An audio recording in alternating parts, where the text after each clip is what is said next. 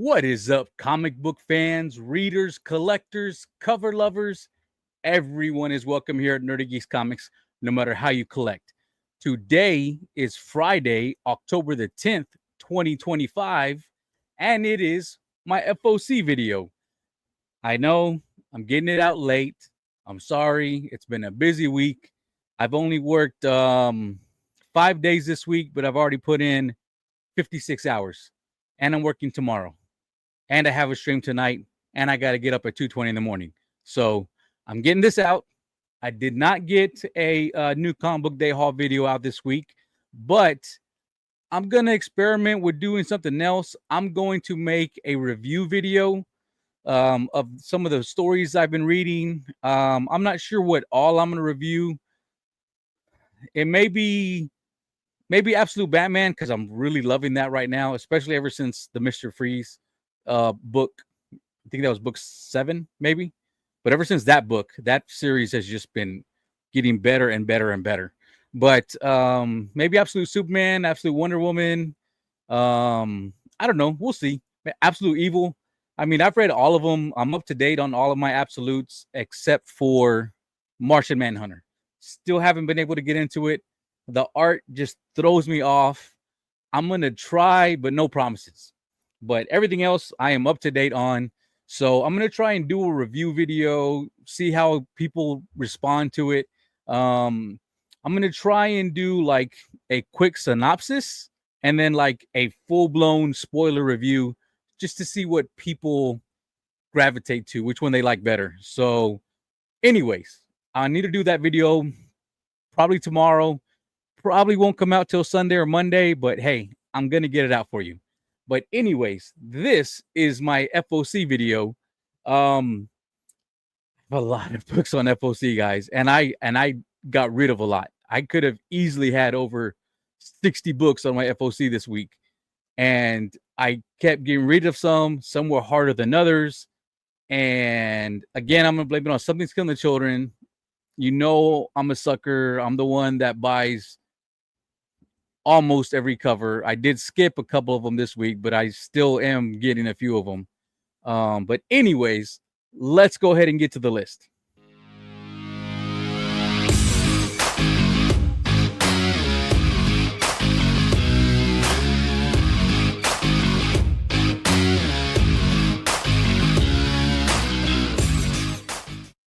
Okay, guys. So like I said, this is my FOC for Monday, October the 13th, 2025. So if any of these books look like something that you're going to want either from the cover or from the story, you know, make sure you get your FOCs in by Monday. Safest bet is by Monday afternoon, but, you know, it depends on really when your shop or your online shop does their FOCs, but I like to do it by no later than 11 a.m. I mean, actually, all my FOC, all the books I have on FOC are already uploaded to my local comic shop. But I always try and make sure no later than Monday. So if, let's say I decide I want to up an order or cancel a book, Monday at 11 a.m. is the latest I'm going to do it because I want to make sure everything is in. With that out of the way, let's get to my list. First off, we're going to start off with Absolute Green Lantern number 8. This is cover C by Mirka Adolfo, and I'm really liking this story, guys. I mean, I didn't think I was going to, especially after the first maybe 2 issues. It felt like it was too slow, but then the way they're unraveling the story, I'm really enjoying it. And then I thought the last issue, issue 7, I was going to fall off because it felt like, well, these aren't characters I really care about. I care about. You know, it doesn't really matter. I don't know if I'm going to finish this. And I read through it and I really liked it. So despite the fact that this is slow, I am really enjoying it. So I'm going to continue picking up Absolute Green Lantern. Next, we have Absolute Superman number 13. This is cover D by David Talaski. And to me, in my opinion, this has been the most consistent book of all of the Absolute titles. Absolute Batman has had lows. It's had some that's like you're just trying to read through it to get it, especially the first 6 issues.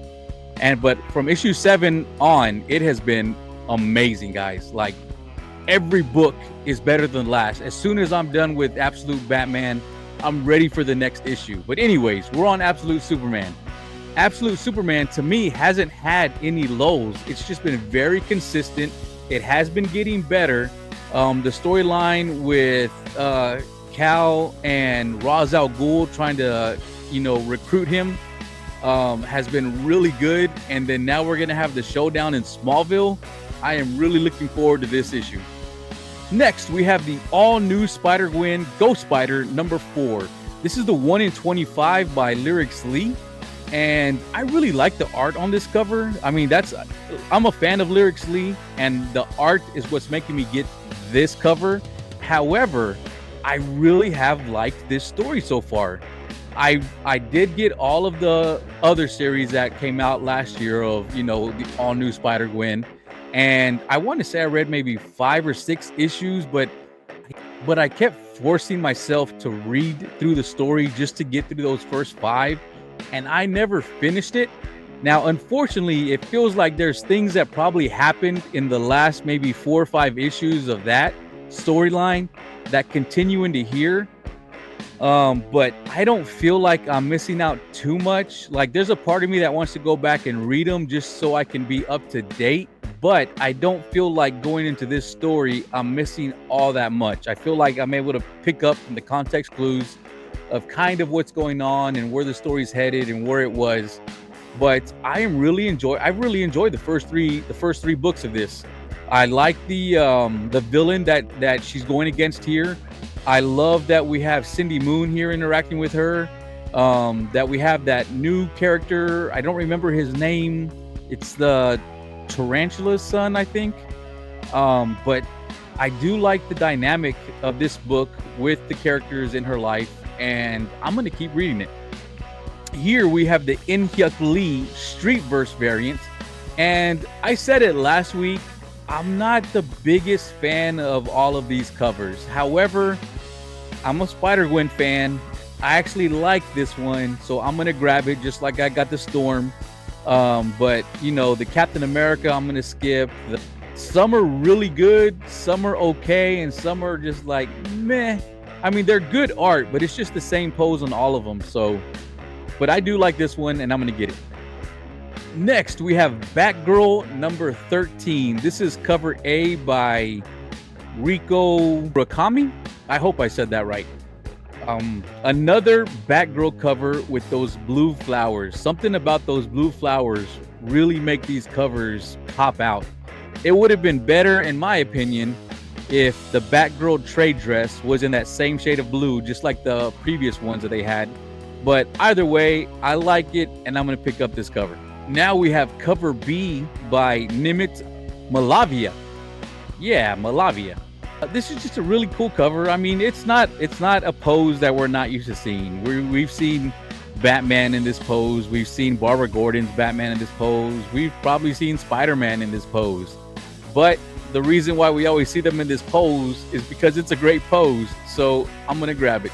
Next, we have Batman number 3. This is cover E by Jorge Jimenez, and it's the Bat Gadget variant. And I didn't grab the last Bat Gadget variant, but this one I really do like this version of the Batmobile. It reminds me of Pattinson's Batmobile. And to me, I know it's an unpopular opinion, but I really like that Batmobile.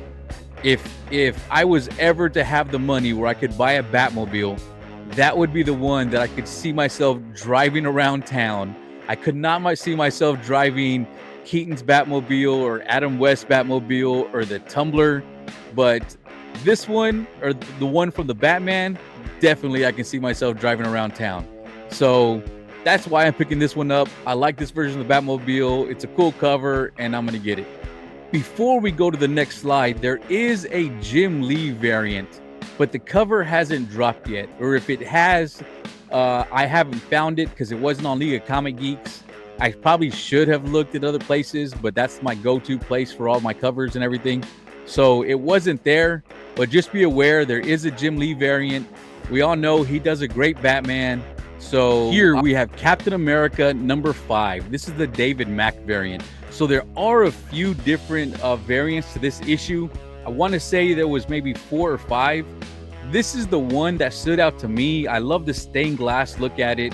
I love how you see Cap there. You have, I want to say that other guy's name is Cameron, the new Captain America. Then, of course, you have your soldier and in the silhouette on the bottom right. You have Cap in the silhouette in the middle. But it has the "Give me you're tired, you're poor," you know, what's inscribed on the Statue of Liberty's tablet. I really like this cover.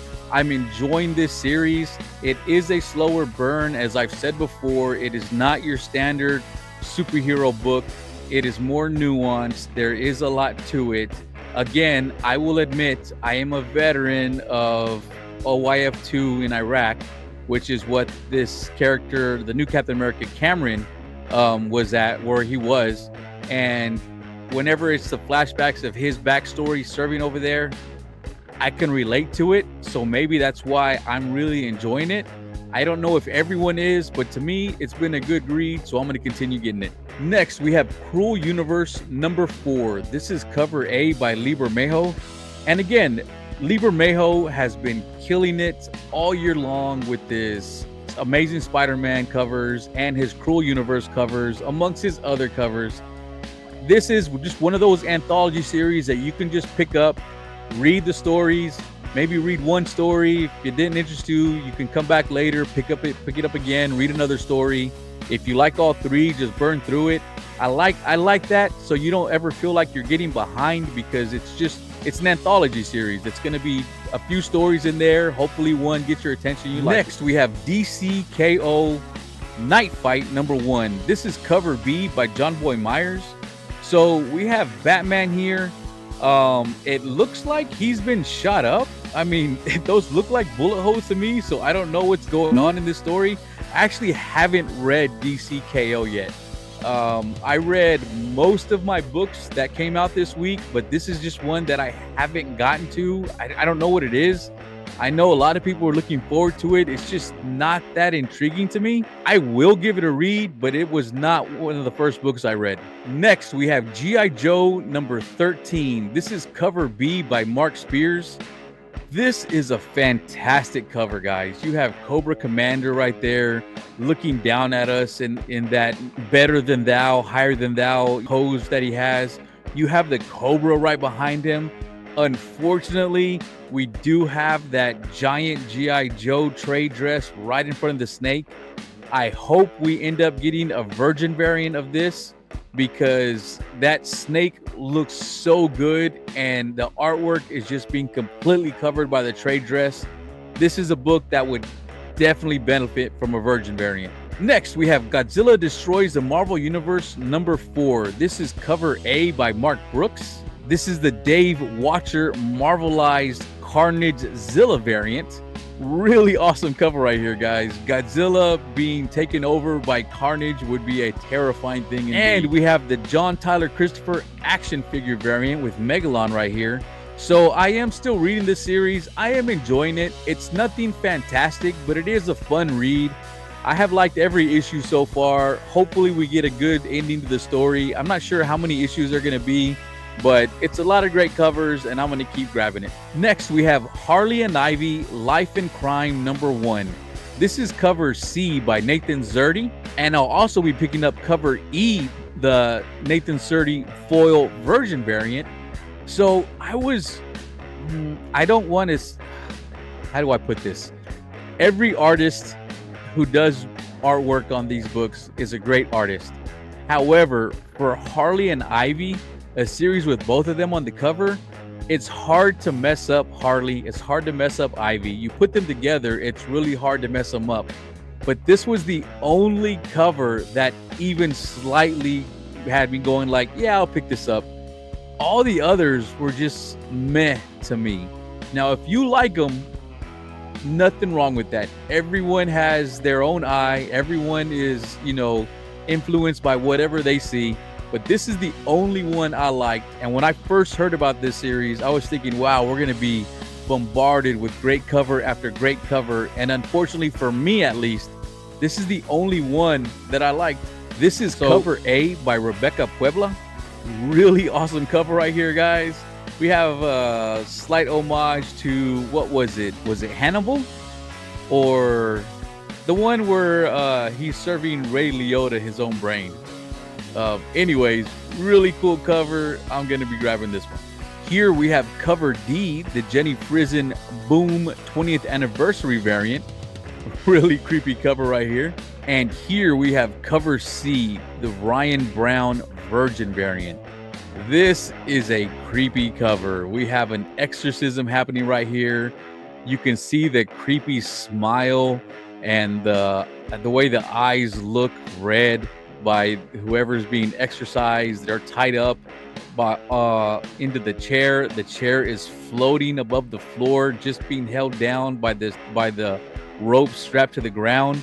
But then even if you look at the faces of the nuns, they look like they may even be possessed too. Really creepy cover.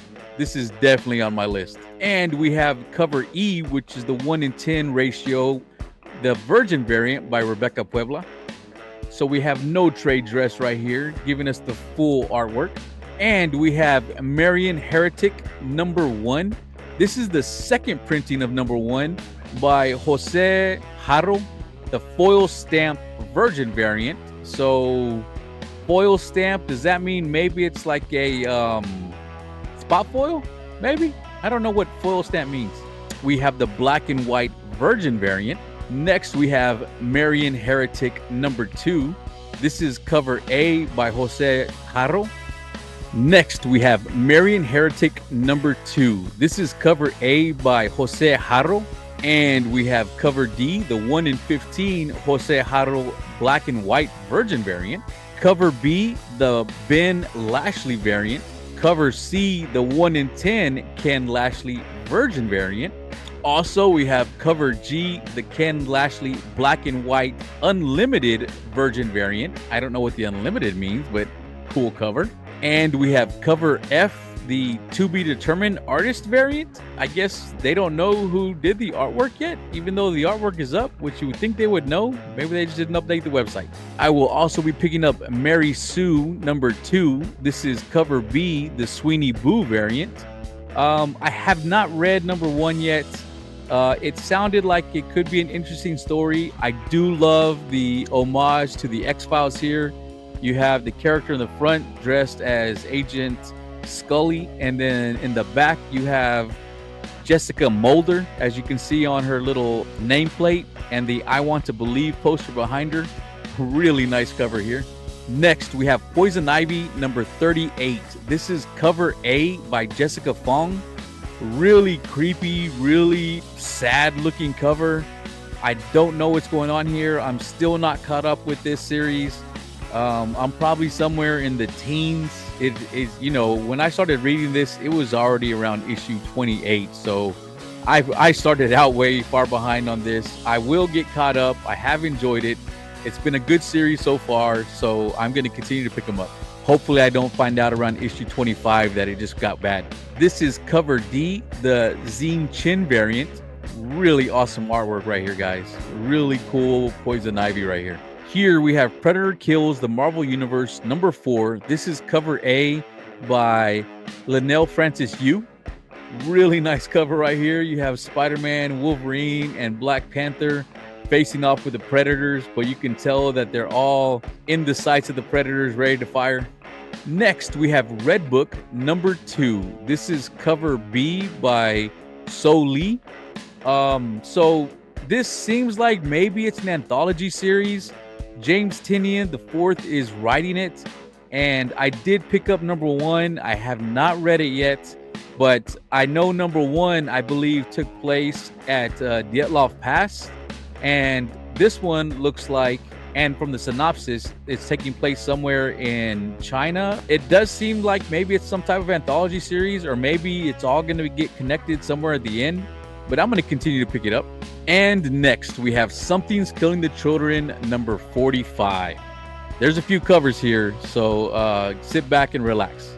We have cover A by Werther de la Dera, Cover C, the Justine Franny Boom 20th anniversary variant. Cover D, the 1 in 10 Kari Randolph Virgin variant. I like Octo hanging off the back right there.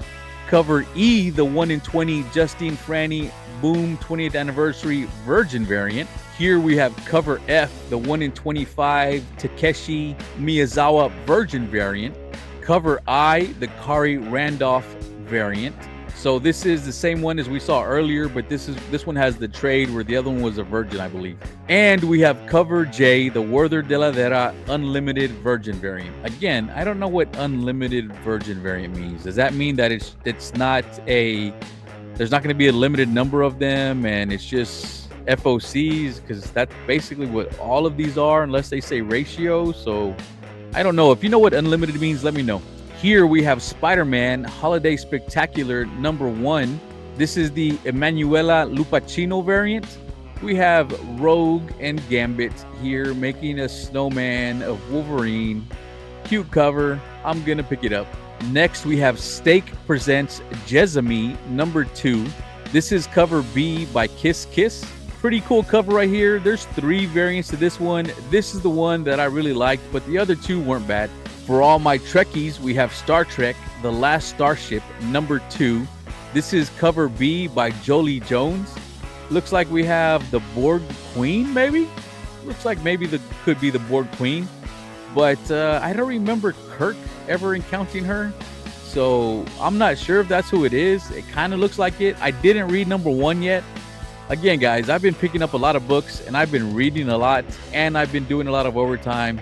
And I've been getting my room ready for my new collection / recording studio. So I've been really busy. It's no excuse. If I'm buying them, I need to be reading them. Here we have Star Trek Voyager Homecoming #3. This is cover A by Angel Hernandez. And I'm throwing this one here for you as much as for me. This is Viking Moon #1, the second printing. So this is basically the same cover as cover A. They did change the color in the trade dress. If you didn't pick this up and you haven't given it a read, go pick up the second printing because this book was such a good read. This is my favorite type of #1. As soon as I was done with this issue, I was ready for #2. The artwork was really good. It wasn't the best artwork, but it served the purpose of the story. I really enjoyed it. I love werewolves. I love werewolf stories. I love werewolf covers. How can I not grab this one? And finally, we have X-Men of Apocalypse #1.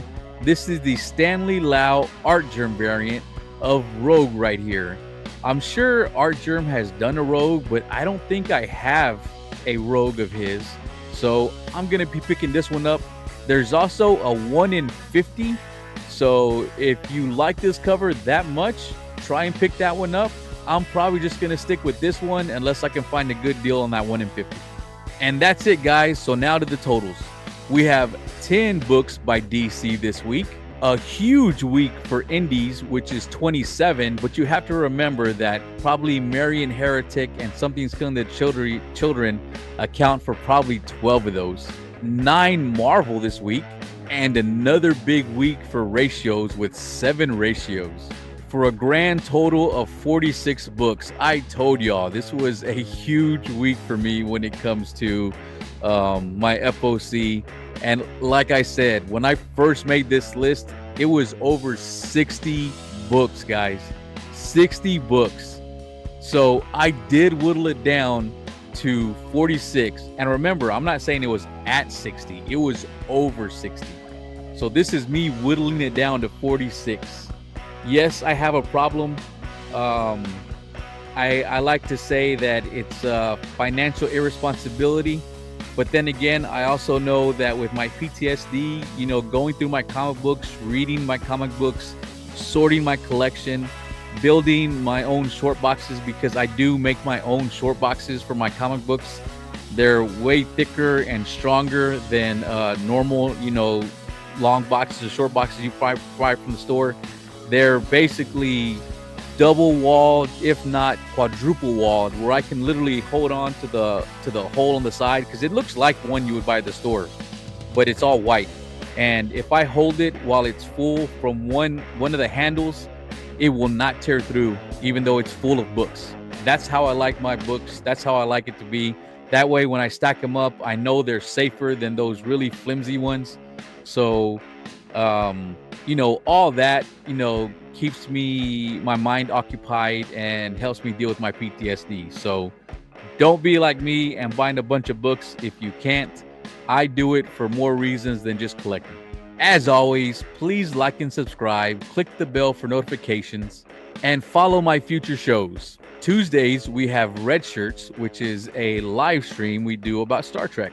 Wednesday is my new comic book day haul, which I haven't had the last 2 weeks because this week I was busy and last week I was sick being attacked by sinuses. It was awful. Friday, usually, but not this week, we have Off the Shelf, which is a live show. This week, unfortunately, we will not have a show, but I will be on Renovision with Bruce from Kingdom of Nerds, as we're going to be doing the Qualified. Usually on Fridays or Saturday, it's my FOC video, so it's either going to be out late tonight or probably tomorrow. Considering I have a stream in about an hour and a half, and I got to be up at 2:20, it'll probably be out tomorrow afternoon sometime. Sunday is Snail Mail Sunday. It's your basic unboxing video where I show off everything that I've got from Whatnot, eBay, or retailer stores, online retailer stores. It's your basic unboxing. And then, like I said, I will be doing a review video for some of the titles I've been reading. I'll probably just do one issue, maybe 3 or 4 books, and just let me know what y'all think.